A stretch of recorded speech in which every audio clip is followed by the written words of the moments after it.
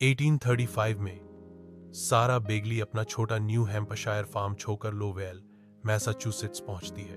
वह विस्मय से आसमान में भरती मिल की ऊंची इमारतों और धुएं के गुब्बारों को देखती है।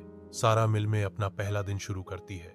मशीनें बहरी कर देने वाली आवाज में गरजती हैं, जिससे हवा में गाढ़ी कपास की धूल भर जाती है। सारा हर दिन 13,014 घंटे अथक प्रयास करती है। कोमल प्रकाश में नहाई हुई सारा अकेली बैठी अपनी डायरी में लिख रही है। उसका पेन पृष्ठ पर लगातार चलता है, उसकी अंतरतम विचारों को कैद करता है। एक दबी हुई आवाज में सारा सोचती है, हर रात मैं अपने शरीर से धूल और गंदगी धोती हूं, लेकिन मैं अपने मन से थकान कैसे दूर करूं। अपने कमरे की शांति में सारा साहित्य में डूब जाती है। उसका वेतन लोकतंत्र, न्याय और महिलाओं के अधिकारों के माध्यम से एक यात्रा को निधि देता है। 1844 में कपड़ा मिल गतिविधि से गुलजार है, क्योंकि सारा लोवेल ने महिला श्रम सुधार संघ की स्थापना की। सारा मिल के बाहर दृढ़ता से खड़ी है।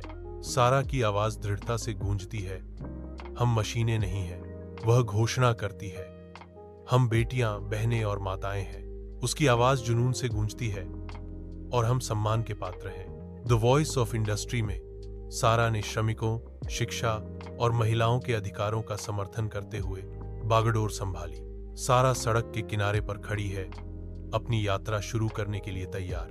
वह बोलना शुरू करती है, उसकी आवाज व्यस्त सड़क पर गूंजती है। एक छोटी भीड़ जमा होती है जो ध्यान से उसके शब्दों को सुन रही है। सारा जारी है, उसके हाव भाव में उसका जुनून स्पष्ट है। वह एक अन्य स्थान पर चली जाती है, उसका संदेश अटूट है। एक नए कोने पर वह एक बार फिर अपनी आवाज उठाती है। लोग रुकते हैं, उसकी शक्तिशाली प्रस्तुति से आकर्षित होकर। सारा के शब्द गलियों में गूंजते हैं, आशा के साथ प्रतिध्वनित होते हैं। वह हर कान तक पहुंचने के लिए दृढ़ संकल्पित होकर आगे बढ़ती है। एक और सभा बनती है, उनके चेहरे उसकी तीव्रता को दर्शाते हैं। सारा की आवाज मजबूत बनी हुई है, जो शहर के शोर को चीरती हुई निकलती है। वह अपनी दृष्टि साझा करती है, परिवर्तन की तस्वीर पेश करती है। भीड़ जवाब देती है, हर शब्द के साथ उनकी आत्माएं ऊपर उठती हैं। सारा जारी रखती है, उसका दृढ़ संकल्प उसके मिशन को मजबूत करता है। 1846 के मैसाचुसेट्स विधानमंडल में सारा इतिहास रचने की तैयारी कर रही है। सारा मैसाचुसेट्स विधानमंडल के सामने गवाही देने वाली पहली महिला बनने वाली है। सारा मिल से बाहर निकलती है, उसका चेहरा स्तब्ध पीलापन दर्शा रहा है। फोरमैन आरोप लगाते हुए इशारा करता है। उसके शब्द एक धीमी, भयावह गड़गड़ाहट है। वह लड़खड़ाती है, उसकी कुछ चीजें उसके हाथों में कसकर पकड़ी हुई हैं। हवा धूल और अनकहे आरोपों से भरी है। अन्य कर्मचारी अपनी आंखें फेर लेते हैं, उनके चेहरों पर दया और डर का मिश्रण अंकित है। मिल के दरवाजे धड़ाम से बंद हो जाते हैं। यह आवाज उसके सीलबंद भाग्य को प्रतिध्वनित करती है।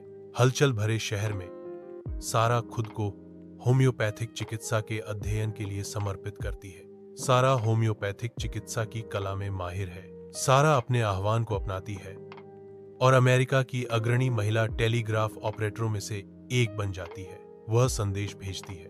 अपने कमरे की शांति में सारा अपनी डेस्क पर बैठी है, एक लैंप की कोमल रोशनी में नहा रही है, क्योंकि वह अपने विचारों को अपनी डायरी में उड़ेलती है। उसका पेन तेजी से कागज पर चलता है, उसकी इस प्रबल धारणा को व्यक्त करते हुए कि एक महिला की आवाज नरम हो सकती है, लेकिन जब हम सब एक साथ बोलते हैं तो हम एक दहाड़ बन जाते हैं। वह रुकती है, अपने शब्दों के गहरे प्रभाव पर विचार करती है। उसकी अभिव्यक्ति दृढ़ आशा में बदल जाती है। नए दृढ़ विश्वास के साथ वह जारी रखती है, अगर मैंने अंधेरे में एक भी दीपक जलाया तो मेरा जीवन सफल रहा। सारा दृढ़ रहती है, उसकी कलम एक तलवार है, उसके शब्द महिलाओं के लिए एक ढाल है। संग्रहालय की प्रदर्शनी सारा की जीवन कहानी को दर्शाती है, जो तेज रोशनी में नहाया हुआ है, बारीकी से तैयार की गई। प्रदर्शनी लाखों लोगों को मोहित करती है।